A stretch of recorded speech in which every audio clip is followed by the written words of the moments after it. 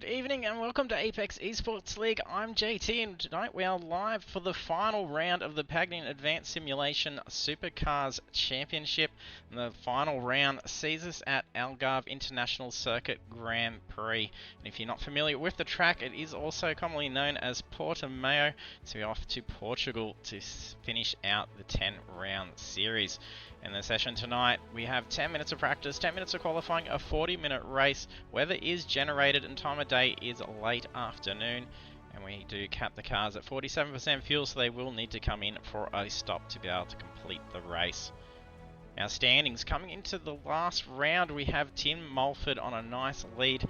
And then with a clean round tonight, will essentially guarantee the championship for him. So it will be an interesting one to see how he goes for it. Otherwise, Anthony Visma chasing potential clean sweep, and then little incident. There could be some make room for a series takeover in the final round. But otherwise, there's going to be some big movement potential for the rest of the standings. We also have Ricky Hyde running up in P3, and it's not too far off in the rest of those points as we go through those names on the list. Our results from last week were at Suzuka International Racing Course for round 9, and it was Anthony Visma that took pole position, the race win, and our fastest lap bonus points was awarded to Aidan Kale. And our series winner will be taking the opportunity to claim the Apex Esports League trophy, so it's going to be a fantastic prize for them to be able to claim at the end of this series. So will it be Tim Mulford, or will there be a change and then decide it tonight, with Anthony Visma chasing that desperately as well. Jump over and check out the track. So Algarve is not going to show us the track map, funnily enough. We do have at least the details there. So at 4.56 kilometers in length, it's 15 corners on the track, and then currently ambient temperature is 23 degrees, humidity is 65%, so it's one of the lower ones that we've had throughout the series. And it's going to be clear conditions, so it's going to be some pretty hot track temperatures as we get into the race. So we'll jump over now and check out and see how our drivers are faring. And we do have Ryan Carlson joining us in the commentary box again after being unwell last week. Glad to have you back in here and feeling well, Ryan. Thanks again, mate. It's always great to be here. I think we're going to be in for action, shall we? Yeah, I think we're going to be in for a pretty good show.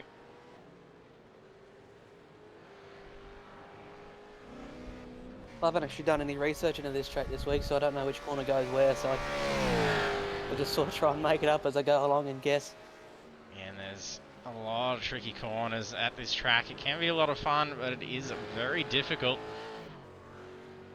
And then it's going to be... glad I'm not driving this week. Yeah, it's going to be coming down to a lot of the drivers that have really mastered the track limits on the track.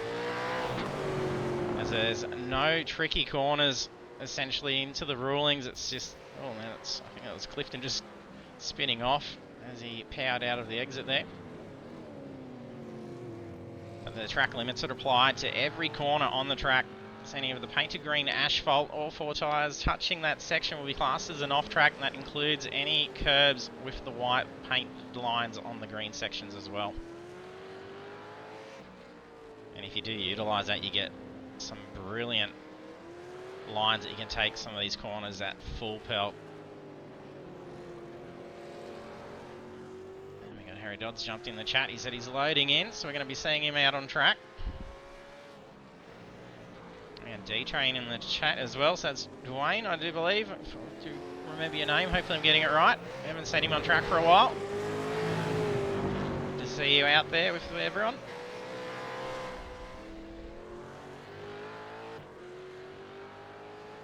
Tim Mulford out on the track. I don't think he would have been taking chances to miss this one. He's got his eyes set on that trophy.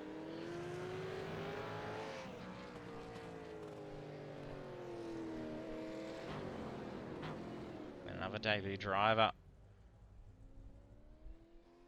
which is Bruce Tannick. Like a burnout going on in pit lane then. You get penalised for that in real life, but the pit limit, well, the pit limiters in these cars are slightly different to real life as well. I think real life it's more of a rev limiter to a pit limiter, so they limit your revs when you're going. So I think it was Gen 2 that had the issue where if you held the throttle flat, you'd flood it and you wouldn't be able to get it started again if you stalled. Which happened to Van Gisbergen while he was leading Bathurst in 2014. And he couldn't get the car going again because his starter motor failed. So it used to be able to really kill you. But I think I heard him say in a podcast somewhat recently that the Gen 3 cars, you can just push the button and hold your foot flat in it, so I don't think they'll have that issue anymore. But yeah, completely sidetrack conversation. Yeah, very interesting though. Did not know that. Yeah, there's their practice done. So now 10 minutes of qualifying.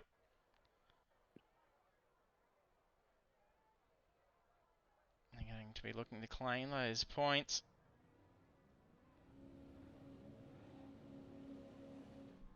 It's 17 people already in here, so it'll hopefully show up to be a pretty good racing. I missed the leaderboard last session. I'll just have a look. A bit of a gap in pace across the people that did set a time. The quickest we saw was a 1:45.3 from Bruce Tannick. So we'll see if he can keep up that form and top the timesheets. But we had the likes of Tim Mulford, Harry Dodds, and the other fast runners not setting a time in that session either. So it could yet go quicker in that. Yeah, would be expecting some low 40s on the clock. Number of cars on the track. Yeah, they're fairly congested at the moment. And Harry Dodds did make it into the session.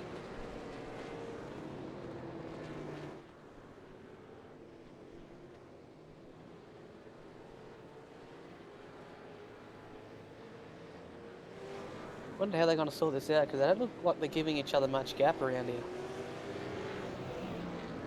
They're just going to use this full out lap just to try and get the temp in a bit, and then space it as they approach the last couple of corners.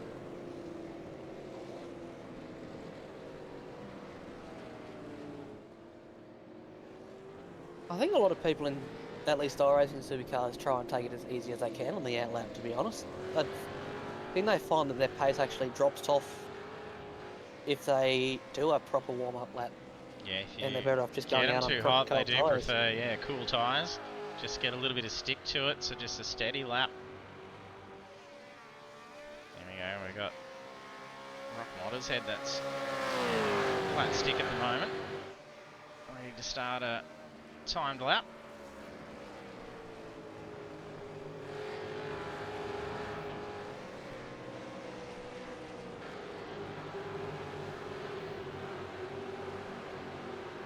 All the back part of the field as well start to come up on the main straight here as well.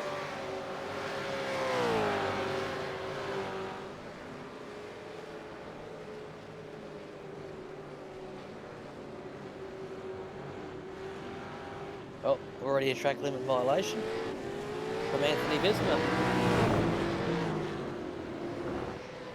Well, Mulford has just dove the car off track. He wasn't happy with it. Quickly bringing it back to the pits. So there's not a whole lot of time to be able to utilise. Newlands also. Interesting. Cutting this a little bit short. Could be a very interesting qualifying if they're going to struggle with track limits and not get an optimal lap out there. Could be a little bit of a shuffling in our usual qualifying positions. Really make it interesting for everyone. Oh, there's another off track. Yeah, There's Russell Gander that went off. Rock Modders head's another one that I missed. Hey Gallen, wishing everyone good luck. Yes, we bring up that track temperature, currently 29 degrees. It's on the rise.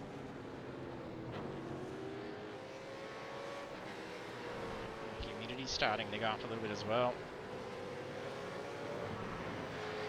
Ricky Hyde and Harry Dodds that have set the first laps so far. That's a 1:45.6. So let's see if he can get any better than that later on in this session. But he's only got 5 minutes left if he wants to set a time, another time that is. Kale in with a 1:45 as well. Top 4 have all got 45s. 1:45.2, 1:45.6, 45.8, and 45.9 across the top 4. And it goes 46.4 for Harry Dodds. First the 46 is in the top 5.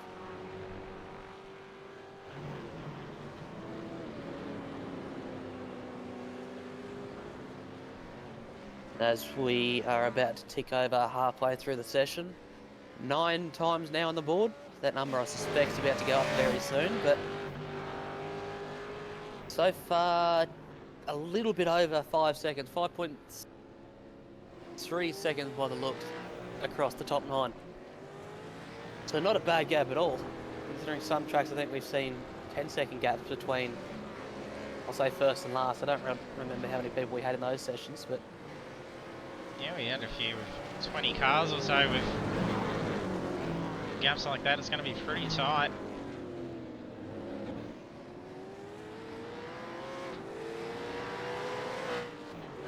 Try and jump on board for a driver that's close to completing a lap. I don't know how lucky we'll be with getting a full completed lap in with him. Jump on with Mick Clifton because he's just about to wrap up his lap.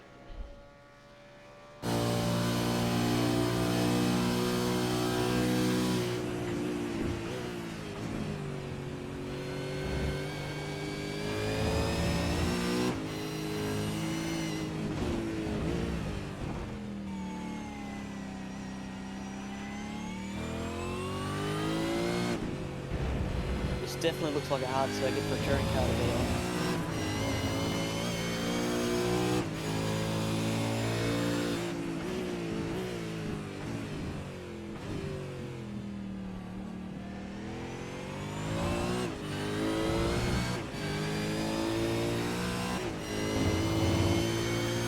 Looking very professional and controlled though, using a lot of the track limit. Yeah, he's definitely capitalising on all those lengths of the track. It's feathering the throttle at those crests as well. So the car wants to spool at a lot of these crests. And it's even harder when you come up just over the crest that he did there, where you're coming into the braking zone.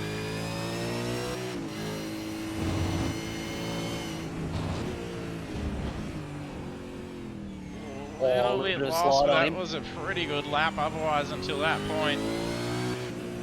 He's got a green for sector 2. Maybe 1 or 2 tenths in that one corner. So he'll be dirty with himself. But no doubt about that. But he might have gotten away with it. Nice run for turn.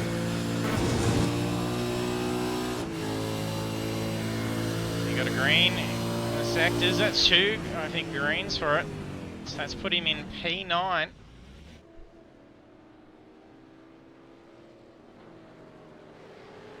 And as we've been watching him, and Anthony Visma's gone quickest at the moment with a 1:45.1.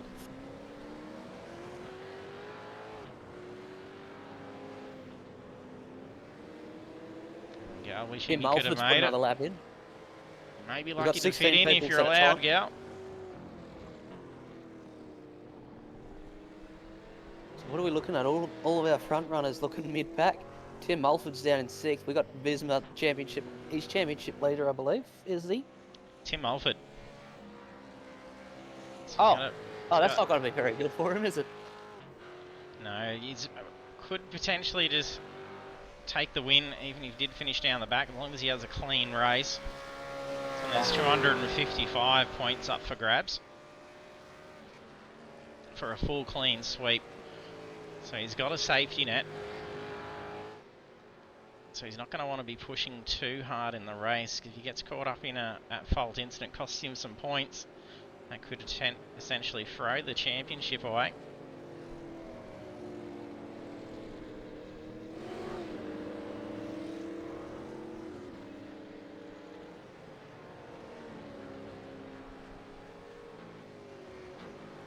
I think all drivers Plenty of time on the board. So for Steph, she's just locked up. This will be an off track. So that'll be it for her qualifying with only 30 or so seconds left on the clock. Howdy, Aussie Phil.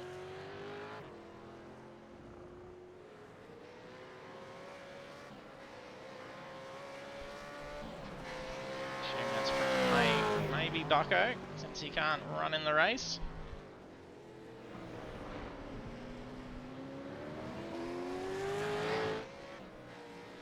Mulford's still out on track. Should have more than enough time. This is just under 3/4 of the way through. Getting these at Sparko.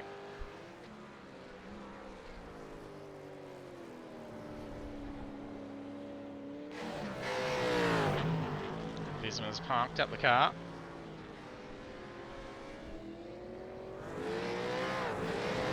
As has Kale and Hyde. They weren't too far off from his time. Nash has only got to take a couple of attempts off his time.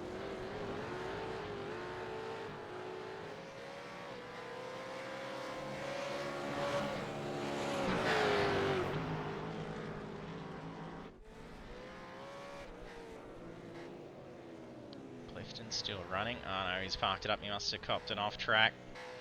Yeah, got Mark Cochran doing some burnouts. Bunt gets shaky under the brakes. Bisman's gotten off track too, so he won't be able to complete another lap. I think Bunt's just having fun with the car as well.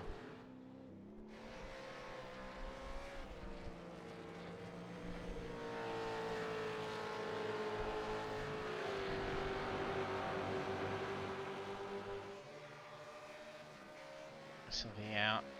Two final ones. I've got Nash chasing him behind. Oh, just scrapes him. He tries to get every bit of slipstream out of that to wrap up the lap.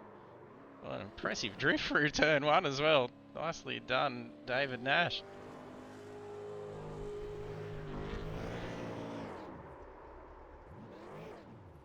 But I think Tannic ended up moving up a spot. Yeah, they're going to improve their times, but no movement on there.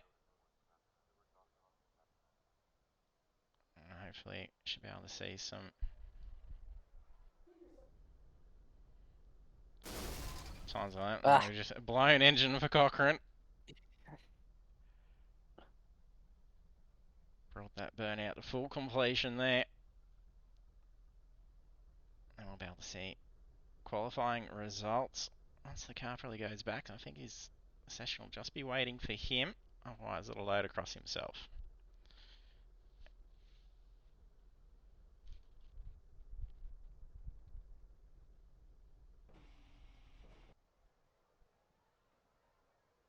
Let's have a look at these qualifying results now.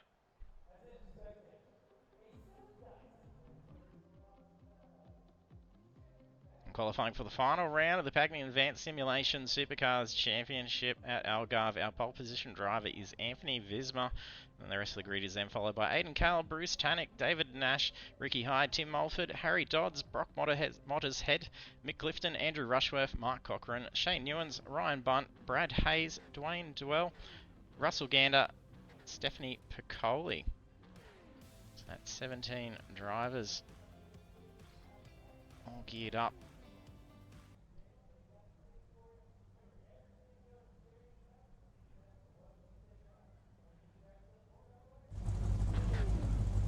Got most of the drivers gridded up at the moment, just waiting on a couple. Looks like there's at least two down the back that we're waiting on.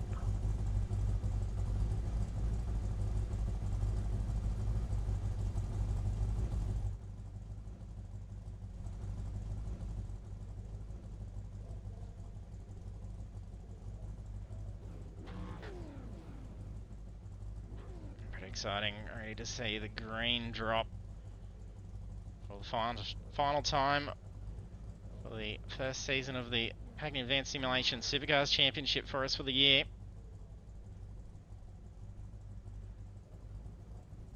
Waiting on one more person. That's Brad Hayes. Got 15 seconds left, so hopefully if he's adjusting setup, he does it quickly because there's not a whole lot of time down to the final 10 seconds. Still waiting. Is he going to make the start? I don't think Doesn't so. look like he's going to make the start. Oh, he's just made it. Just in, so lights will come up.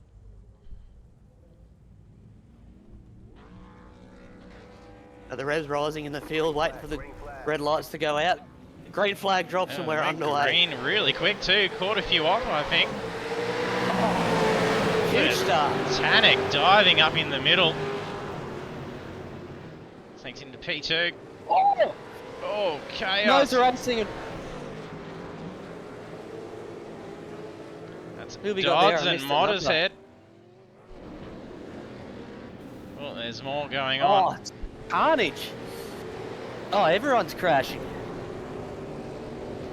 They're all getting back on track.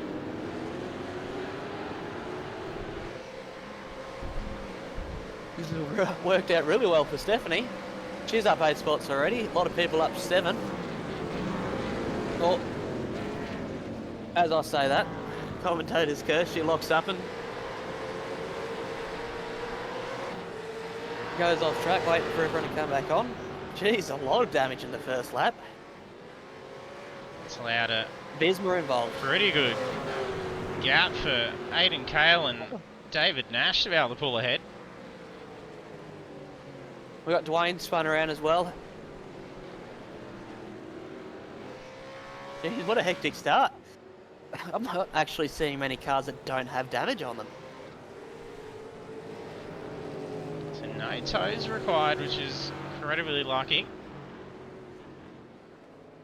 We got Visma in trouble though. Visma's missing the bonnet. He's still losing time. I think he's having some steering issues. Ah, that sucks. Or another spin in the background of what I was just watching.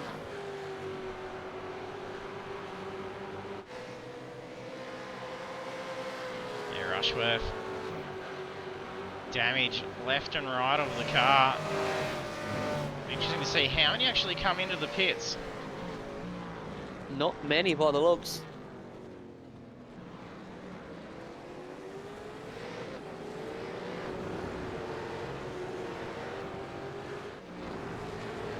I'm not actually sure what happened to Visma. He was our pole sitter and he's back down the pack with damage.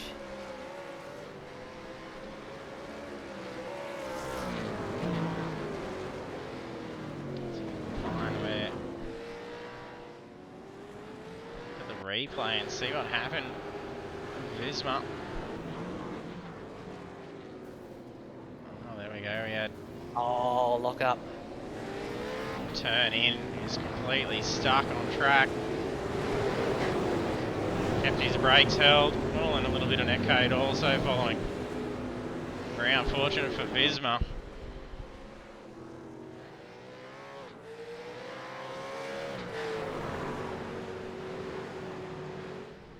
And Visma bringing into the pits.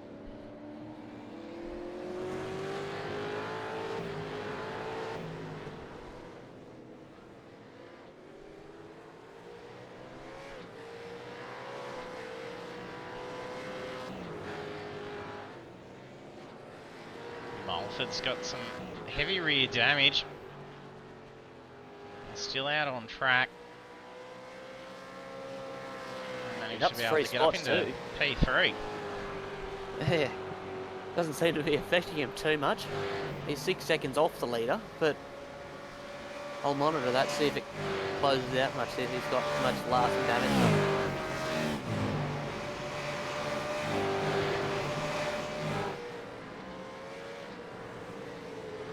Not sure what the car was that dove up to the inside of Visma as well, where they were fighting for that apex.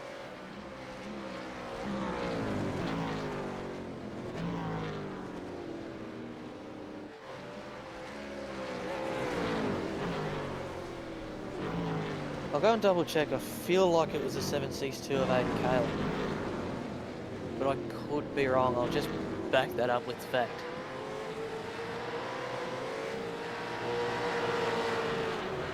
One of the blue cars.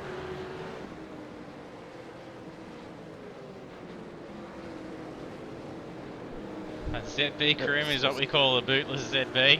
Yeah, it would be actually.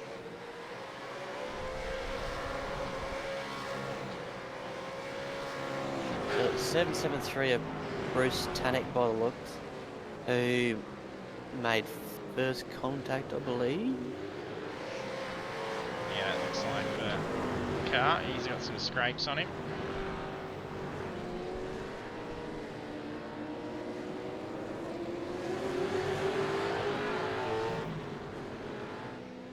He's back out on track. He had a longer sit in the pits as well. He had a full pit journey of 2 minutes 24.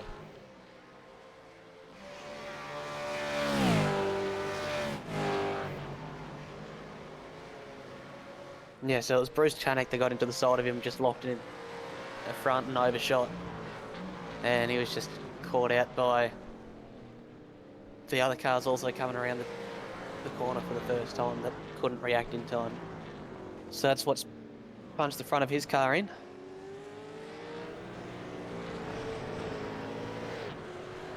He's not happy, he's putting words into chat.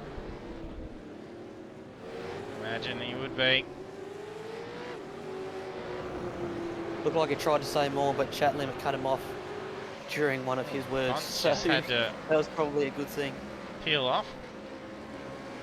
Oh, he's got some issues going. I'm not sure what's happening with the car. It just completely drove off track. He got some technical issues potentially.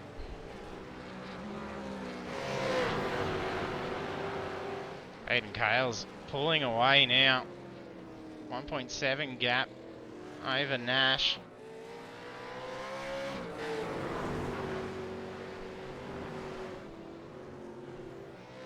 Yeah, Mulford's got to be carrying something. He's down to 7.4 seconds behind the leader. So they're going to try and last out for 10 minutes or so. See if he can get to that pit window potentially.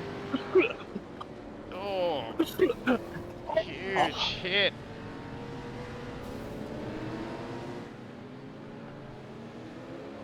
Not free, quickly back on track.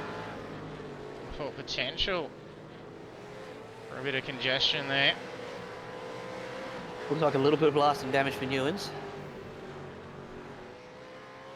It's Algarve proving to be certainly difficult. You got cars diving into the pits, so that's... Dodds comes in, I could tell Cochrane you in a comes in. second.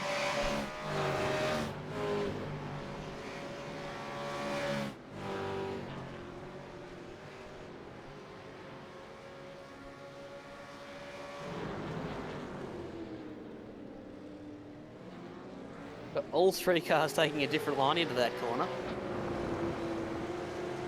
That's one thing I do like seeing about wide circuits, just different lines that people take to try and get an advantage. It'd be much nicer if these wide circuits had a concrete barrier for a track, but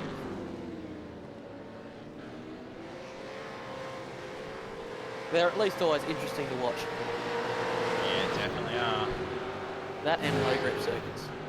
I don't know if you watched Tope or the actual Supercars round, not last weekend but the round before, because of how many surface changes there were and all the low grip sections of track, they could actually take different lines well, you saw everyone taking a different line to try and find their own speed through the corner, which definitely made it cool for overtaking. Yes, definitely.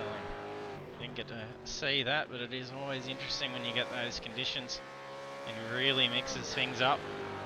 Oh, And it can easily start to cause incident as well, and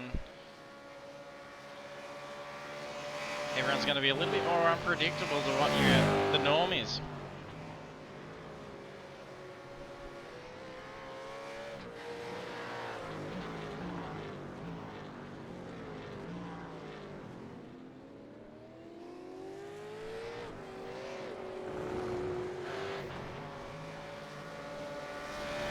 Sophie Piccoli, I don't know if she's just struggling with track or if she's done that. She's gone very wide in a lot of corners trying to let people through.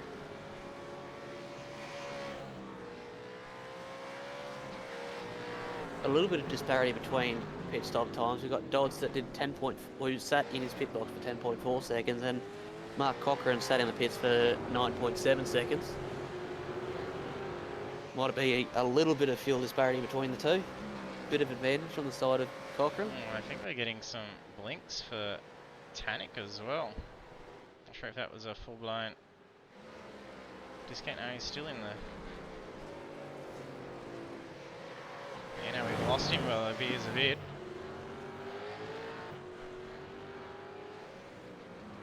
Yeah, it's a retirement. Oh, it's a shame.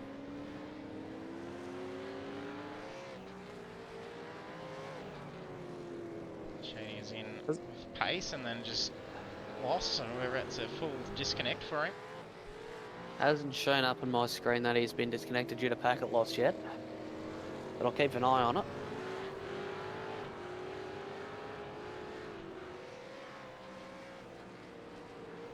But the incident track is saying that everyone's passed him.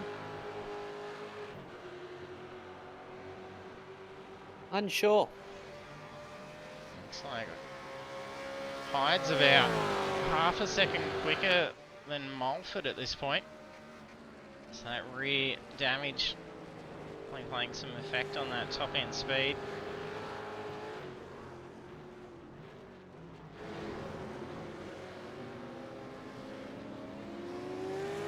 I wear my factor in this. I'm looking at the screen at your live timing here. The fastest lap goes to Aiden Cale, who did a 145.2. His last lap was 146.0. I'm not seeing anyone still in the 145s. Yeah, they're all starting to dwindle off pretty quick. Track temperature is 27 degrees. So it hasn't got ridiculously warm. Mark Cochran's crashed.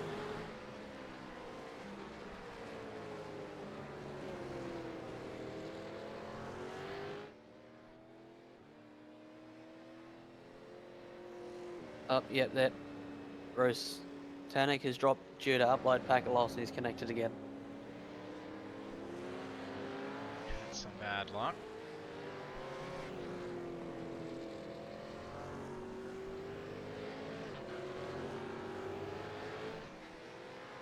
Car's starting the space a bit now.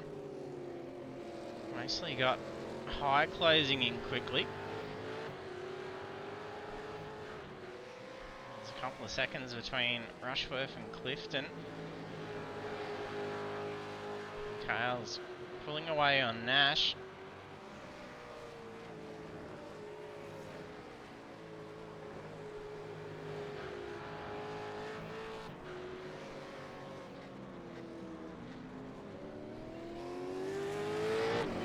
Had to bring a car in the pits. Parked in and into the wall. That was weird, that one. He didn't have any oil damage from the spin that he did at least. It looked like he just locked his rears on the way into one of the fast sweepers, but yeah, it was a very, it's like interesting for a lack of better term, pit entry. Just could he get it started? I wonder if he was out of fuel. No, he's not out of fuel. It's lap 3. Not quite lap 3, lap 7.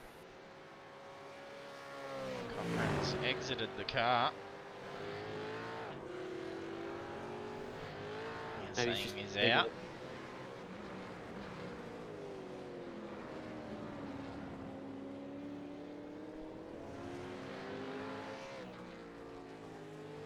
Yep, no, that looked like an intentional nose into the wall.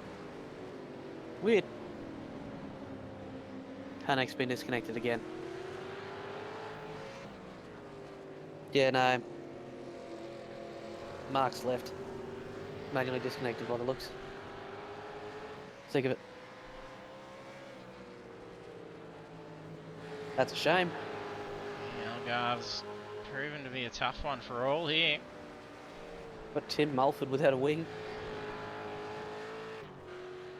I think you may have commented on that before, it's just, I've only just noticed.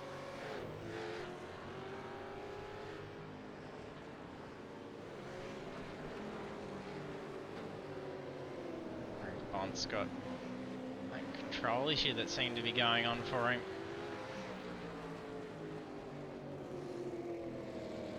He's really struggling with the car before.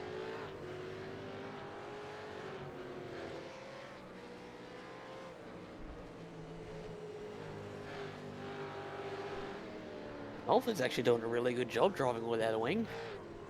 He's still holding off 4th place. He's only 12 seconds back from the leader. He was 6 seconds back at the end of lap 3, I believe. But it's not terribly bad by any means. I mean, the gap from 3rd to 4th back to 5th is 14 seconds, 15 odd seconds. So for him to still be holding that gap, that's pretty impressive. Yeah, looks like it's bound to not be having a good dropping time. temperature gallon. Hyde gets the move on Mulford. It looked like he went wide and lost the rears, but he's making an argument out of it. Hopefully one of the advantages that he has without a rear wing is it'll turn mid-corner a little bit better, but he just can't get the power down by the looks. So Hyde's just made the pass on him. He'll be loving that car once he can get it back into the pits.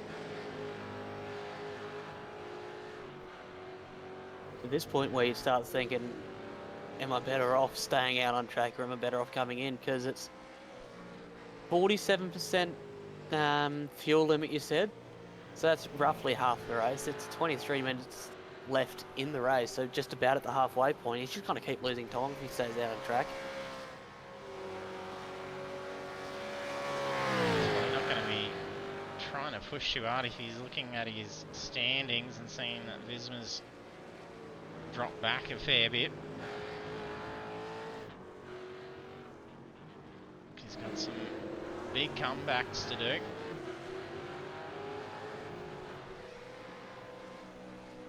Pretty impressive looking three-way battle going on here between Dodds, Hayes and Dill. Would I be saying that right? Yeah, I think so.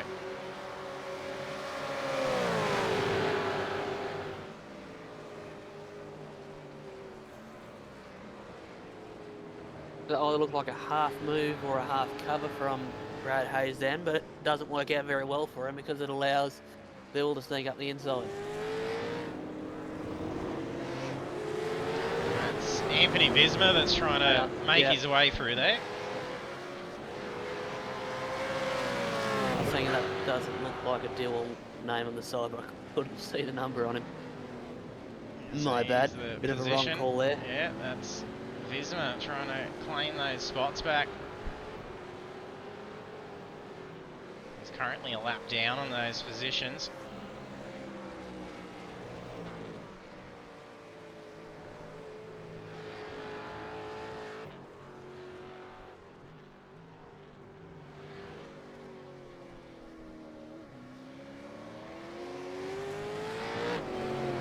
Got Mulford staying out.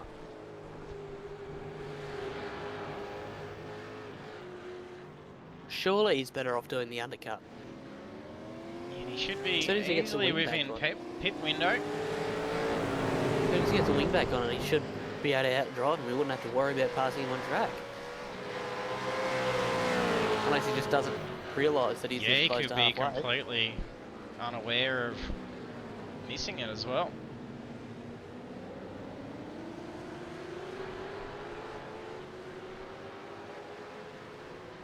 Coley moves aside. Let Hyde and Mulford through. We got a 15-second gap to the lead of the front from the P3 battle.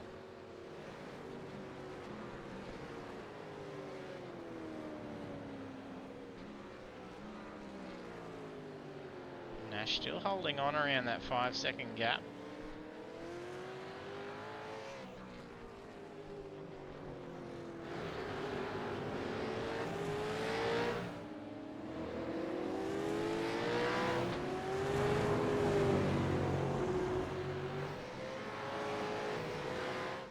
Aiden Kale coming to the pits now. Oh, just locks it up. be interesting to see if he pulled that up just in time, because he'll be having a longer stop. So that lets Nash move up into the lead.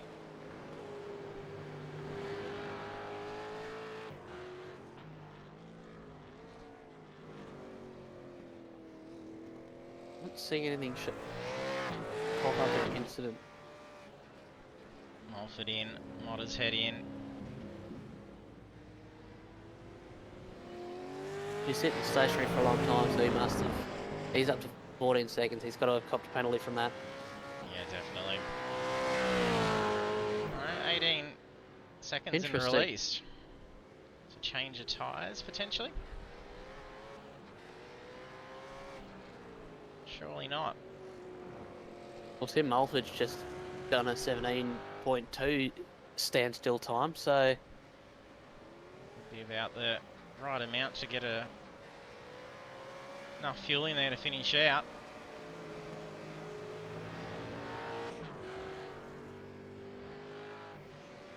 There's this nice clean looking car.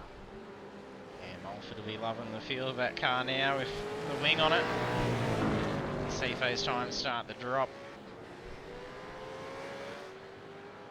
I'd say we'll see Ricky Hyde come in the next lap just to try and cover him off, because he knows that he'll get the undercut benefit after getting a wing on him now. Fresh tyres and a wing always helps you. So as of right now, we've got David Nash in the lead, having not taken his stop, followed by Ricky Hyde, Aidan Cale, who is the first of the pitted cars.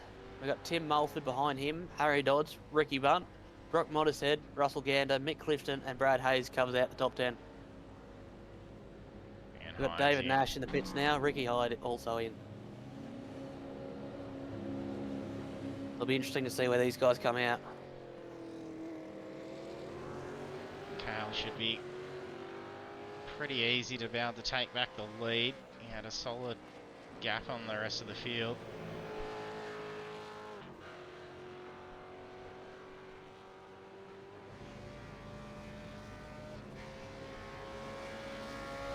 Nash drop down.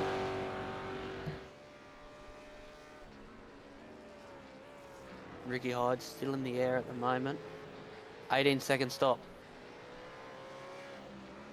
So Mulford's got a quicker stop time, and he might Mulford. They're even going to be get a coming pace out at the undercut same benefit time. here. Pit limiter off, looking to come and merge in. Mulford gets him. Ah.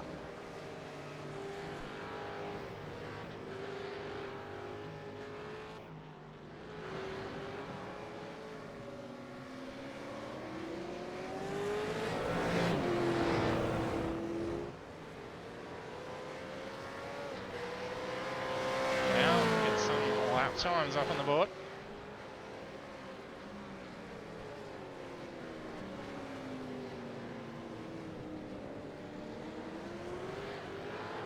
I'll run through a few lap times next lap after some of these pitted laps have sort of evened out a little bit, because it's saying last lap was, for Aidan Cale at least, was a 2:26, but that was his out lap as well, so I'll run through some of those. But so far our quickest time that we've seen today is a 1:45.2 of Aidan Cale.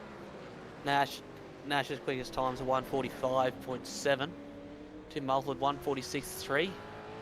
Ricky Hyde 1:46.0. Harry Dodds 1:45.9. We start dropping into 48s, 49s and so forth. Yeah, 65% humidity. It's still been staying around that same level. It has dropped marginally. Actually one of the least humid races that we've had in the series.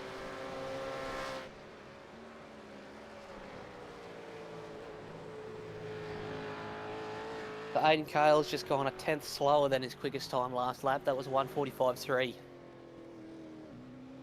As we see more drivers come in across the line. Tim Mulford 1:46.6. Harry Dodds 1:47.1. Brock Mottershead's just set his fastest lap with 1:45.5.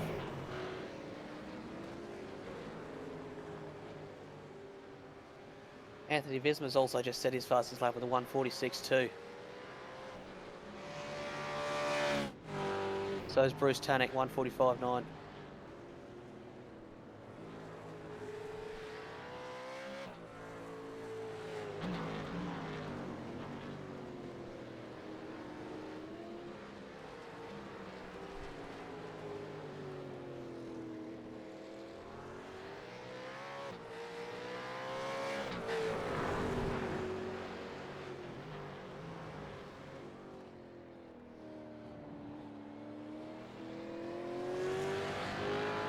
Seems some of the battles are just starting to slow up at the moment. The closest gap I'm seeing in the field right now of the lead lap runners is Tim Mulford and Ricky Hyde, and they're a second away from each other.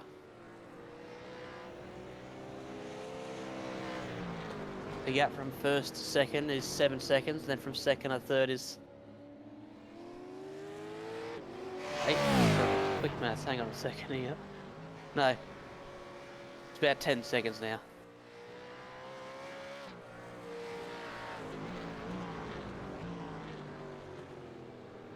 Ricky Hyde's definitely closing in fast on Tim Mulford. Yeah, you didn't get any race points for that race. He jumped in to stir up Steph with Gal.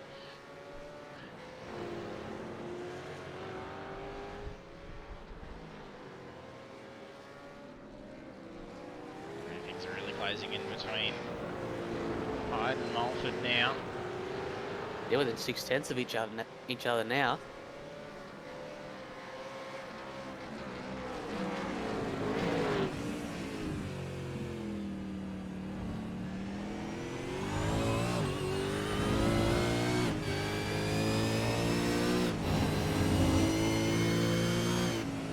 Be interesting to see how much degradation we see on Ricky Hyde's car if their lap times are dropping off that significantly towards the end of that tyre stint. We got Hyde pushing at the moment, whereas he wasn't really making that much gap on Mulford without a wing on him. So it'll be interesting to see if degradation comes into this. I know I've said this every week and it hasn't been an issue, but curious. Got some more fastest times seeing on the board. David Nash has done a 1:45.4. That's his quickest. Same with Tim Mulford, 1:45.9. Looks like they're starting to push their top speeds a bit more too. Hence must be calling Starting to see them getting well over 280 k's now. Before they were teetering around the 270. He's close here. Mulford just covers a little bit. Oh, a little bit of a rub. Oh.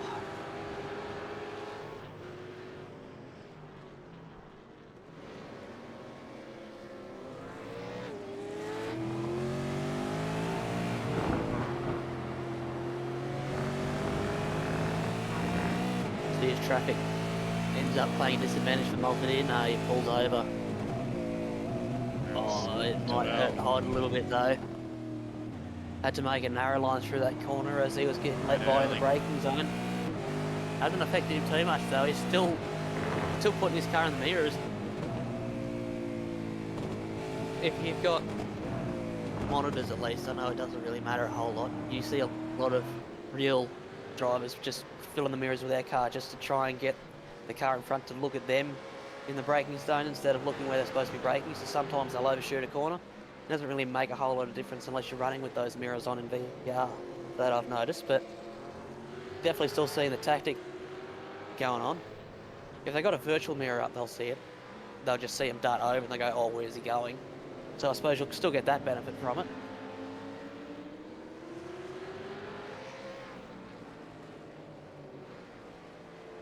Gander and Hayes still holding on to each other as well.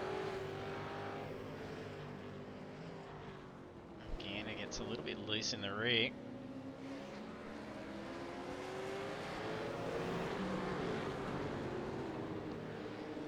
Approach to 30-minute mark.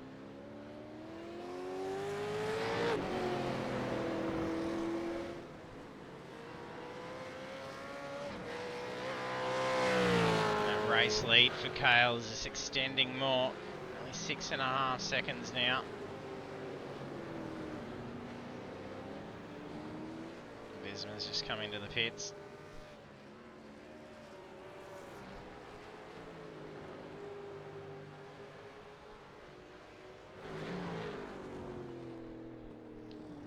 Oh, looked like he was going to go for a late dive there, Ricky Hyde. That already didn't think he was going to pull the car up.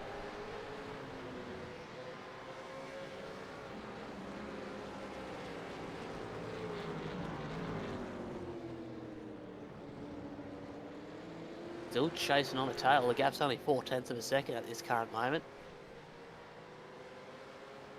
Not quite driving as wide as what Mulford is. See Mulford using all the track limits. Ricky Hyde just wasn't on that particular corner at least. A little bit wide for Mulford. Just missed the apex by even a tyre width, honestly. Overall, but every different hundredths of a second matters in this game. Looks like aerial should probably come into this a little bit as well, with the nature of this track being a very high speed circuit. Can easily catch you off guard. Doesn't look like he capitalised. Oh, goes a little bit wide there. Nearly an off track. Pushing the pure limits of that track. He's got to have heated his tyres up. It'd be interesting now, whether surely. it gives them a slowdown request or not for some of those off tracks as well, because you could potentially push some of the limits, take an incident point if you got some to spare. I know a lot of these guys are probably borderline with a lot of the little bangs and whatnot, trying to avoid those incidents and then getting the taps when they were congested. They could be very close to a drive-through penalty.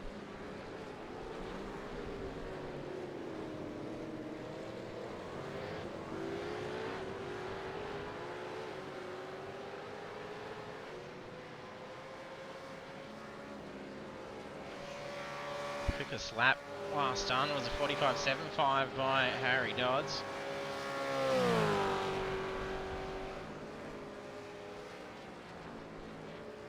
He's just turned that into a 47.0. The times are dropping off. Yeah, even Kale now starting to slip back into the 46s. The temperature would definitely come into that. Yeah, it's I definitely don't think it's been hot this tyres. hot a track temperature at any of the tracks that I've watched. Yeah, 26 degrees track temp at the moment.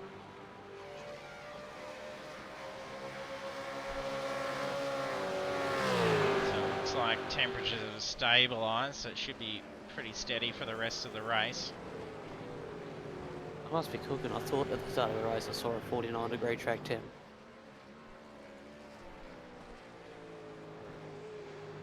Maybe I should have called in sick. And the guys were in the practice session before this one, they were seeing 49. Okay. They do put it up for a few hours, so the clock does run a fair bit, I think, on those.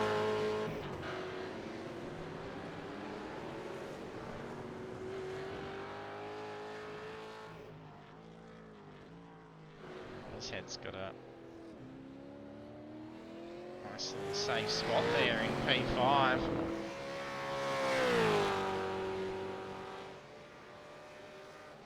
There's some good gaps for him. Hayes still trying to hold on to Gander.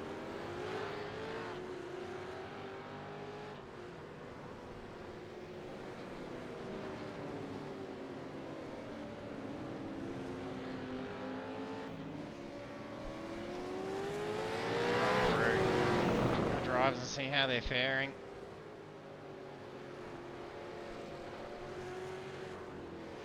Titanic did actually get back in.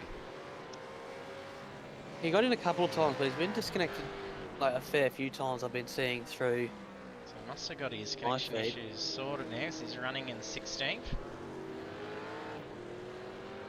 He was disconnected twice by the looks.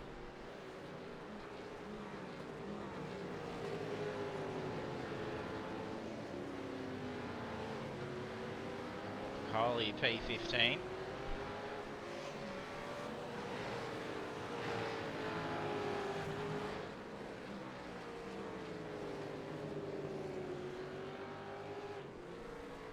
Disma able to drive back to 14th now, so that's 13 spots lost.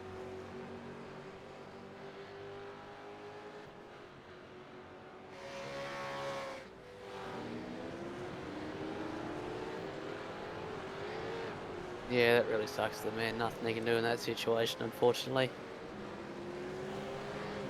As the common saying goes, that's motor racing. It sure is. So far, with 4.5 minutes left to go, the gap to first place, Aidan Cale to David Nash, is 8 seconds. And Tim Mulford down 20 seconds behind that. With Ricky Hyde still on his tail, it doesn't look like he can capitalise on it very well. It's got to be... I don't want to keep preaching tyre wear. It must be aero wash. But he's still right there waiting for... Oh, he's not... Oh, made a last minute dive. He just went into the side of him. Is that Hyde? Yeah. Didn't work out very well for Hyde. He just locked it and went sliding off. He just let Mulford capitalise on that. The gap's now at 2.3 seconds by the looks.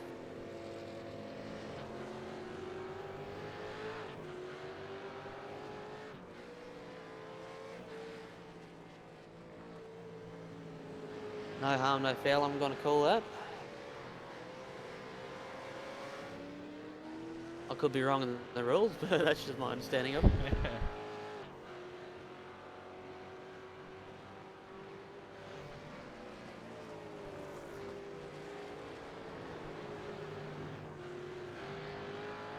Ricky Hyde's on the radio, not happy about it, so he's putting it on Mulford. I'm just going to go and double check that.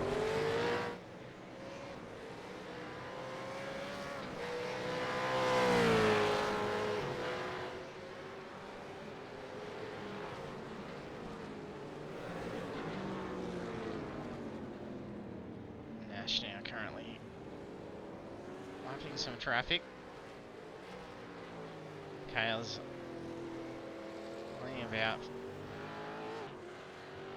he's 10 seconds off from, I think, Piccoli. I think he's only 15 seconds from Bunt.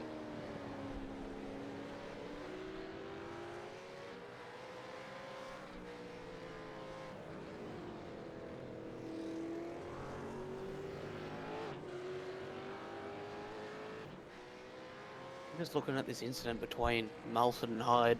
I know Hyde's blaming Mulford. He did take a narrower line through that corner that they went through, that bit of sweeping braking zone to Mulford, but at the same time he went for a gap that didn't really exist and he was nowhere up near the B pillar. So it's...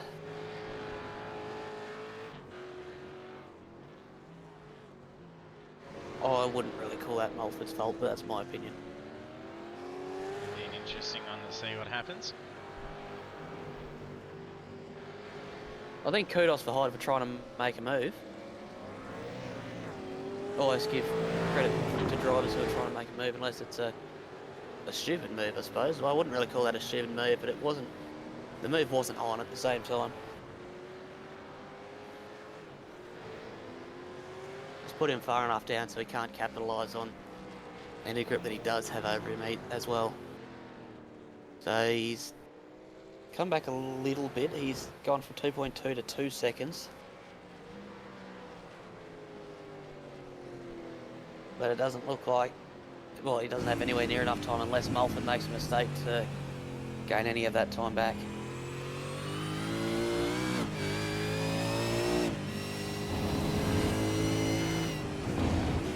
Steph's just had to come through for a drive for it. Wrapped up the incident points.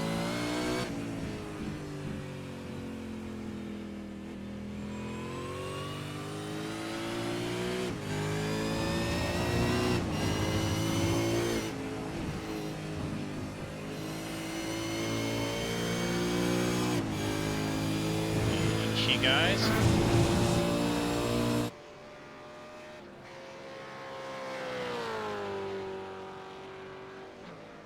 be white flag. Looks like the field of at least the lead lap runners have just sort of settled down for now. I'm seeing... Actually, there's still a battle on between Gander and Hayes that I'm seeing here, but they're 6/10 away from each other. And they've been holding that for a fair while too. They've been evenly matched for it. I thought he made a mistake there. It's just the relative being jumpy and chaotic, like iRacing's relative always is. Kale halfway around to seeing the checkered flag.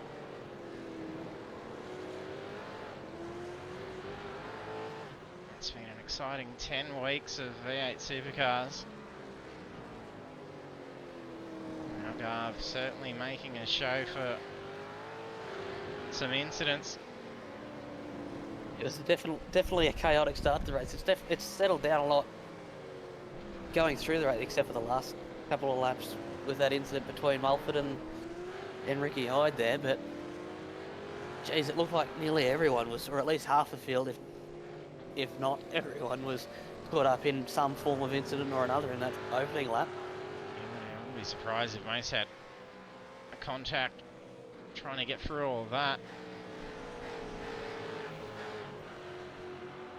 Last corner, checkered flag comes out for Aiden Kale to wrap up the series. Very Takes the race win. tonight. 10-second lead. Led from the opening lap. Nash. Controlled the race right the way through. Didn't have to worry about anyone behind him.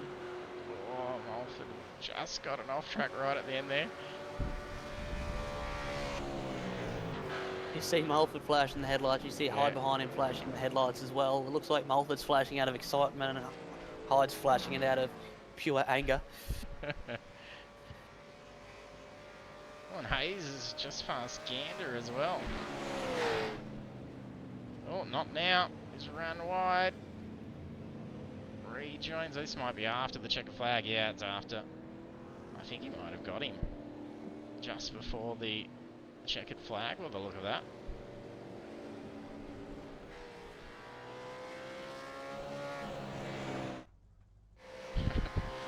Rushworth just crosses.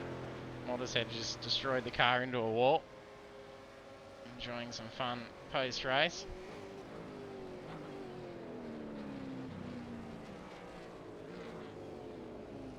And Clifton, 7th, Dodds in the 8th.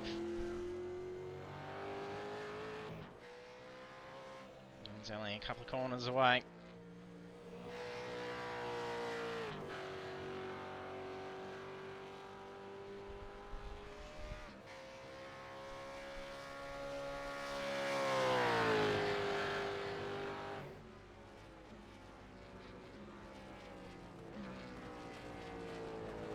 It's all in there, except I think Tanix had to go back in the pit. Maybe he had a penalty to serve. Not sure what's going on.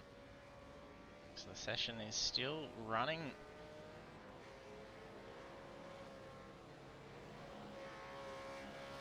There goes Bunt. Having some fun with the car. There we are now. They're all off and finished. We'll take a look at the final results for Season 1 of the Pagnian Advanced Simulation Supercars Championship.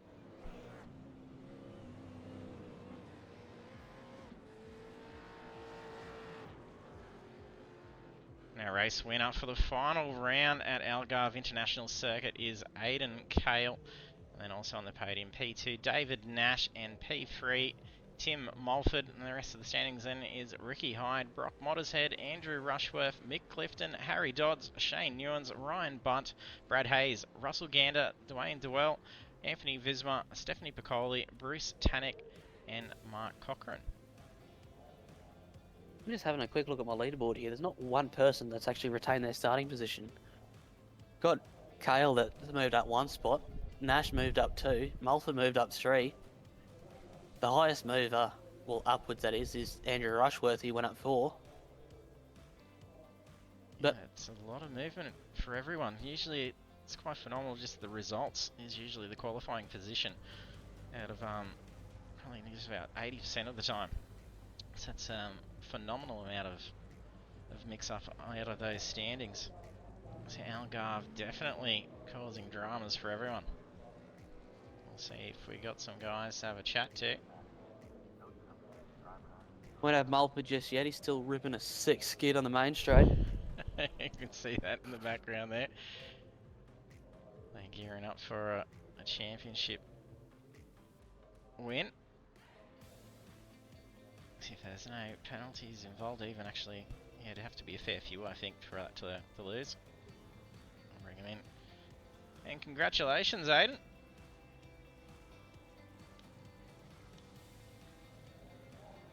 Your mic is muted too, if you can hear us. Oh. There you go. Hello. I always seem to make a mistake going into these interviews. Yeah, phenomenal drive out there. Awesome, thank you. Yeah, it was a shame that Anthony got taken out at the second corner. That would have been a great battle to have been a part of. Yeah, it looked like there was going to be some good fights going through. If the lap times that we're seeing, it was very tight for that qualifying. And then especially with the big movement at the start, it was going to be going for a good one there. Unfortunate with that incident, and then just about catching contact with a lot of them. You're probably very lucky where you were positioned just to try and get out of all the chaos there. And then you and Nash ended up being able to pull away and have a huge gap over it all. Yeah, it was pretty much about just tyre conservation mode, really, as the tyres love to get eaten up here. So after lap one, it was pretty much just put my head into tyre conservation mode and just keep going. The incident with Anthony, I actually was kind of holding back a little bit because I saw that Bruce was looking a bit antsy, so I just kind of sat back and watched it all unfold, really. And did well to stay clear and then capitalise on it. Yeah, it was. I think it was a pretty good move of me to just kind of hold back a little bit and see what happened. But no, it was a great race, and congratulations to the other boys. Yeah, and congratulations, Jim. Looked a bit sketchy for yourself as well, for a good portion, with taking damage early on. Were you aware that the rear was missing? Yeah, I had a good idea that there was something missing because it felt a bit weird and I copped a big whack, but similar to Aiden, played it smart, saw him go a bit, how do you do it at the front, and whenever you get ring end you're always a bit cautious, and unfortunately for Bismer, he got stuck with it. Unfortunately, I was looking forward to a good battle after last week not feeling too well and all that sort of stuff. It would be interesting to see where we sort of finished, because he had a lot of pace here, and this is probably my worst track. Yeah, I think a lot of people probably be glad to see the checkered flag for this one. Seemed to be putting a fair bit of stress on pretty early, especially with the slipperiness at the start, and then at least the track temp didn't start to sort of increase like we're expecting. It's teetered around that 27 degrees. So is it still staying relatively slippery throughout it for you?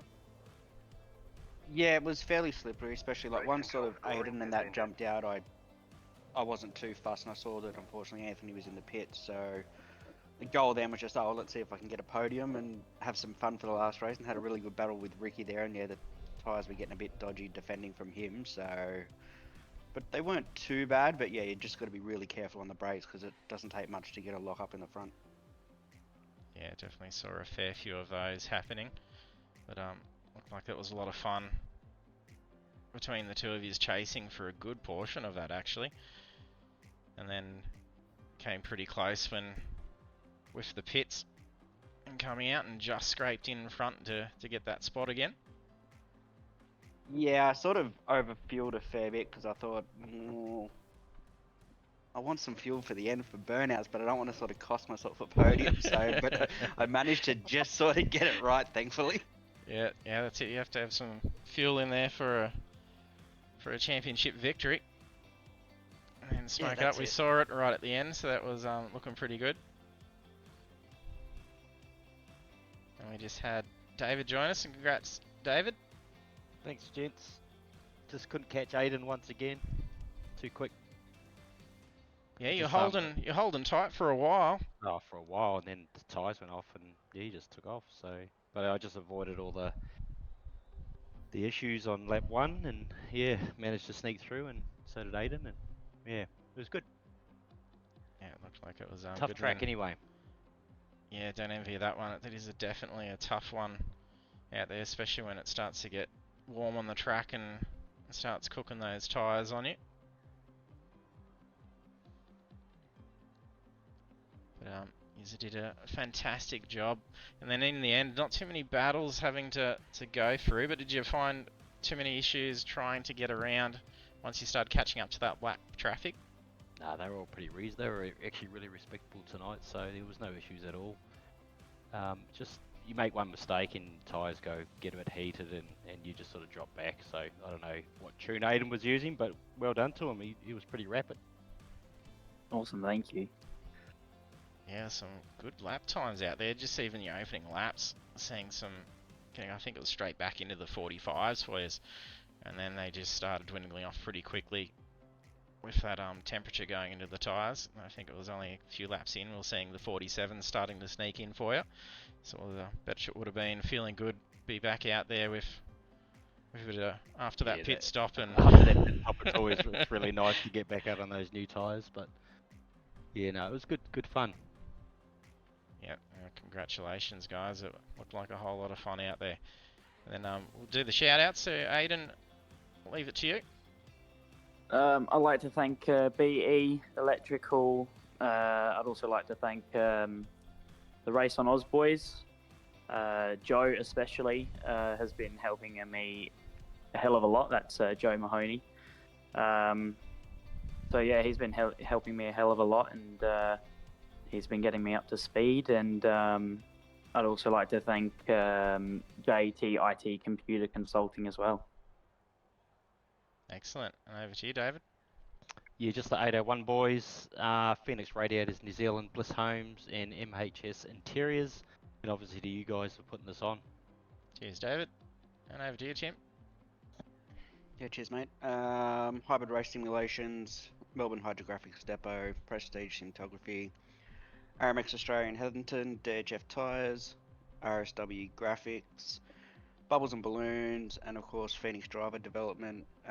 Also you guys for putting on the series, and also everyone that participated this season as well. It was every week there was good participation, and it was a pretty clean season. So yeah, no, it was good.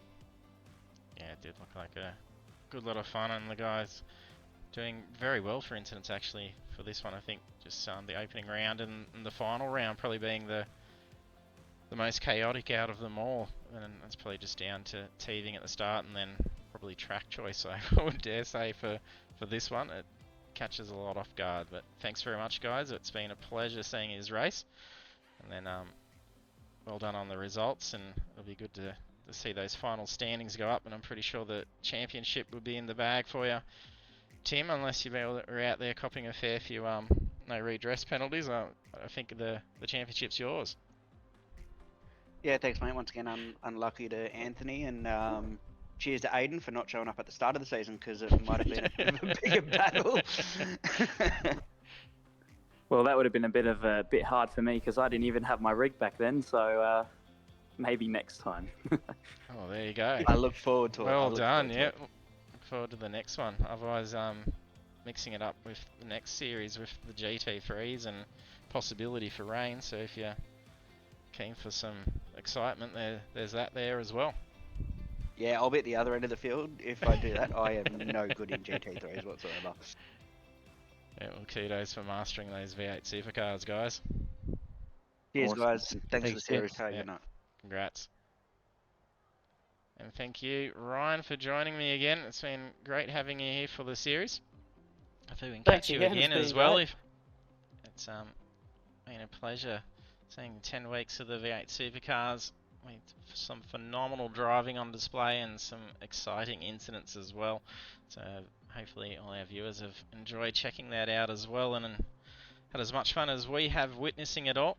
So thanks Ryan, and we'll hopefully see you in the commentary box again soon. Thanks again. Cheers. No worries. And then we have our Supercars Championship wrapped up with the final round being done at Algarve, and Aidan Kale, our race winner. And then David Nash P2, and Tim Mulford P3, and interim results anyway. Championship win to Tim Mulford, but those results will come up over the coming week, and then we'll see our final standings for the Pagnian Advanced Simulation Supercars Championship, and then we will be taking a few weeks break as we get ready to get into the next series, and that's the Pagnian Advanced Simulation GT3 Championship. It's another 10-round series. It is following the iRacing official, so it is only interim schedule at the moment, so we may see some changes, but the current track list is looking pretty exciting, and we will be using the generated weather, so with the GT3 cars being full compatible with iRacing's rain, then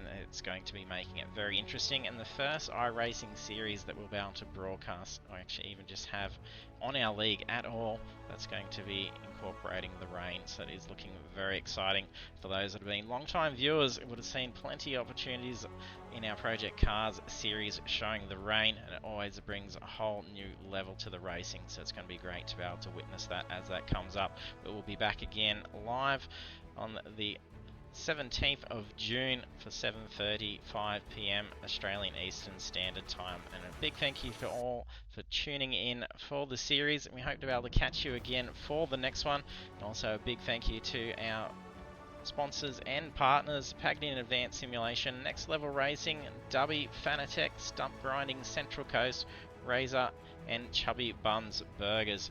And thank you once again for tuning in, and I hope to see you trackside next time.